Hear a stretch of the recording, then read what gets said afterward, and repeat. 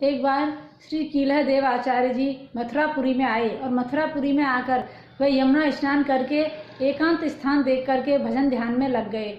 उसी समय दिल्ली के बादशाह का आना हुआ और जब वह दिल्ली का बादशाह मथुरापुरी में आया तो उसकी जो सैनिक थे, जो सेवक थे, वो व्यवस्था में लग गए और सभी को रास्ता से हटाने लगे, रास्ता साफ करने लगे।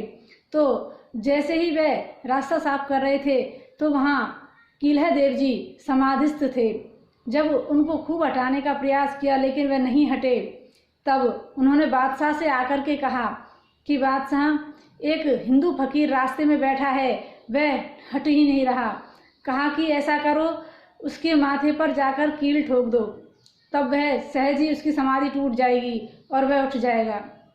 तो दुष्ट सेवकों ने ऐसा ही किया और जाकर के उन कीलह देव जी के माथे में जैसे ही कील को ठोकने लगे, वह कील गल करके पानी की तरह बह गई उनके भजन तेज के प्रताप से।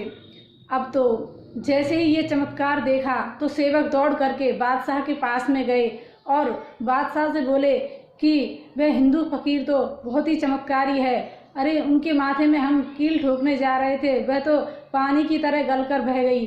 तो वह एकदम घबरा गया और अपने सवारी से उतरा और नंगे पांव दौड़ करके साष्टांग दंडवत प्रणाम किया और क्षमा याचना की।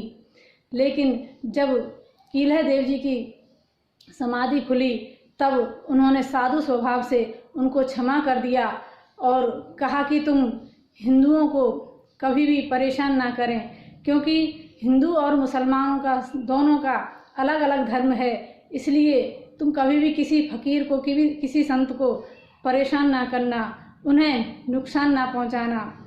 तो उसने क्षमा याचना की और कहा कि मैं आज से कभी किसी को इस तरह परेशान नहीं करूंगा। तो ऐसे थे श्री कीलह देव जी। तो ऐसे आचार्य को हम प्रणाम करते हैं। जय श्री कृष्ण।